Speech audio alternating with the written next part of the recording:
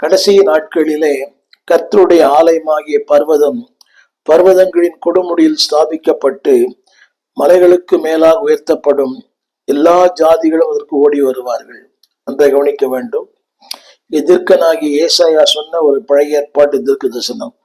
கர்த்தருடைய ஆலயமாகிய பர்வதம். நன்றாக கவனிக்க வேண்டும். கர்த்தருடைய ஆலயமாகிய பர்வதம் அது ஸ்தாபிக்கப்பட்டு, இது வருகையிலும் சொல்லலாம்.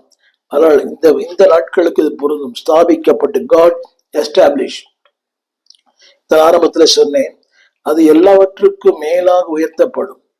அப்படியானால் தேவன் தம்முடைய வசனத்தை உயர்த்திருக்கிறார். அதை போலவே தம்முடைய ஆலயத்தை தேவன் உயர்த்திருக்கிறார்.